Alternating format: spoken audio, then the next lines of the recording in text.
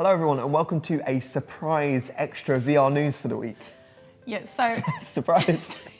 As you probably know, it's coming up to E3 and there's been a lot of really exciting announcements and we couldn't wait until next week to share them. Yes, we got a bit excited by some of this news. So first up, Insomniac has officially debuted its latest VR title, and that's Stormland, and they did this with a rather impressive E3 announcement trailer. So what we know about the game is that it's an open world action game that is exclusive to the Oculus Rift. And in the game you're playing as a sort of robot android, aren't you? Yeah, and we're getting kind of Bastion vibes from it. Yeah, so Bastion from Overwatch, I feel like there's a big influence. From nature. It's a robot waking up and he's surrounded by trees and he's having a lovely time with nature. But there seemed to be a lot of different movement in this game, which I thought was cool. Yes. Got climbing. So there was climbing, there was jetpack floating. Yeah. I guess as a robot you can do these things, which I cannot do. And basically this robot who you're playing as is going to be defending their planet from invaders. Now, excitingly, Insomniac says that the primary influence for Stormland was The Legend of Zelda. Yeah, I can really see that from looking Breath at of the the trailer. Wild. Stormland is due out in 2019, and Oculus has actually gone on the record to say that it's set to be the Rift's largest and deepest game. How exciting. It is exciting. It's still quite a long way to wait. It is, yeah. But maybe we'll get more stuff in between But as well. if I've learned anything from budget cuts, Rebecca, it's that I am more than happy to wait for a very good VR title. I think you're going to be disappointed. No, it's going to be great. Shut up. Okay, next up, I'm really excited about this because Moss, which was a PSVR exclusive, has just seen a really surprise release on both Steam and the Oculus Store. Yeah, not only was it a surprise release, it's cheaper than on PSVR, isn't it? Yeah, that's it. We won't mention that. So yeah, the critically acclaimed platformer was a big hit on PSVR, and it was a pretty excellent demonstration of how you don't need first-person perspective in VR. No, so it sort of used the traditional VR sense to move certain things, but then when you controlled the other part of the character, you'd be top-down, normal way. Like a normal platformer. Yeah. So they've changed a few things for moving it over to PC. So obviously with Vive and Oculus, you have two controllers. Yes. So you can now sort of heal and fight at the same time, which is exciting. That's a cool bit of multitasking. Yeah, I think it's going to be great. They've updated the graphics, obviously, and they've also put in some additional language support, which is just a really cool thing to add to it. Yeah, more accessibility, more people playing what is a really, really good VR title. It's exciting. Yeah, it's my favourite VR game, so I'm excited that other people can experience it and things. I kind of want to buy it again, just to see about the graphics. I'd be interested to see it, yeah, for I think sure. we probably will. Next up, we have the popular VR social space Rec Room, which has today actually launched its Battle Royale mode, which is going to see 16 players gliding down into an arena and fighting to the death. Okay. So this is the Rec Room where you were playing tennis and having fun. I think that seems like a bit of a crazy jump from tennis to death matching. And kids love Fortnite, they love the Battle Royales. When I looked at it, it looked just like VR Fortnite as well. Yeah, so. But I'm excited by that because I tend to get a bit scared when I'm playing Battle Royale games. When I play PUBG, very scary. Fortnite, not as scary, but in VR, I'm gonna get freaked out. They're gonna creep up on you.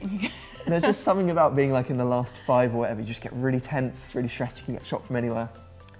It looks good. Yeah, and it's worth saying that Rec Room is free to play, and it's available for all the main headsets, PSVR, Oculus, Vive, so might as well give it a go. Yeah, are you going to play that a bit later today? Yeah, I think I'll give it a play later today. Give it a whirl. Right, so there have been some Sony announcements this week. There's been some teases of some announcements. Yeah, we got very excited about all of the announcements that were supposedly coming out over the next few days.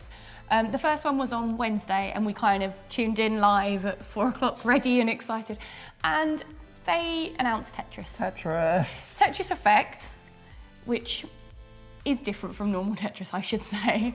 Let's be honest, we were a bit disappointed initially, but what they've actually announced about this game is pretty exciting. Yeah. It's coming from the developers behind Res Infinite and Lumens, two really critically acclaimed games. Yeah, and it's got about 30 levels, I think, all with different music and different styles as well. Yeah, so the the announcement trailer, it looks really kind of immersive, a bit trippy. I was going to say trippy as well. So I don't mind playing Tetris in a trippy environment. Yeah, I think it's good. It's just we were kind of expecting something else, and I think a lot of people were. I think the problem was that it was a live stream purely to announce Tetris, which don't do that, Sony. No. Don't do that. You're playing with us here.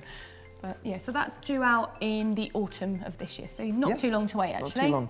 So next up, the developers behind arcade shooter Space Pirate Trainer, great name, really good name. Very cool name. Have teased that the game is likely soon to be coming to the PSVR through a not so cryptic tweet. Yeah, so this is the tweet where it is just the PSVR headset. Yeah, it's not very subtle, but exciting. You know, the title's been a big hit on Steam and Oculus, but we've got our concerns. Yeah, we're concerned about the room scale because obviously you've got that on Vive and Oculus and the PSVR doesn't support that. So there's a lot of ducking and diving. I was wondering what you're doing there. I thought there was something behind me.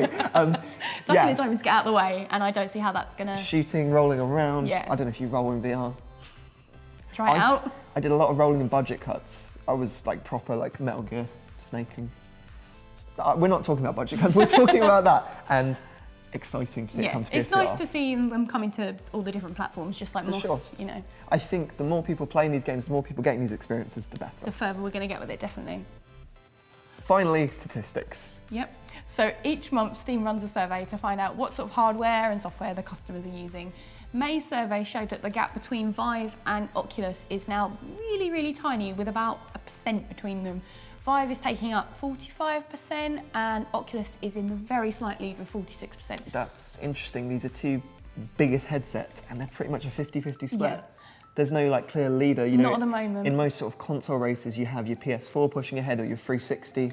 The only thing that I would say is you can't take this data as, you know, gospel, because obviously Oculus users can just use the Oculus stuff. So. Yeah, they might not actually be signed up with Steam. So it's not super conclusive data, but it's interesting. Yeah, definitely. Speaking of the Oculus, yes, little channel update. We've actually got ourselves a couple of Oculuses now, and we really like them. Yeah, we were surprised because we've been exclusively sticking with the Vive and the PSVR. Yeah. And we were like, oh, we want some more. Let's go. We want more VR. We want more VR. And really, really impressed with them. Yeah, quick things I'd say. Super comfortable headset that's way lighter than the Vive. I didn't notice that much of a graphical difference. And I love the controllers. The controllers are pretty cool. I feel because they track your fingers. Track your fingers. As well. It's got analog sticks on, which is great. So I found that easier for moving around. Big thumbs up for us for Oculus. Yeah. So that was the surprise VR news surprise. Thank you very much for watching. As always, please do like, comment, and subscribe. There's probably a lot more news coming next week with E3. We'll keep you updated. Thank you very much for watching. Bye. Bye.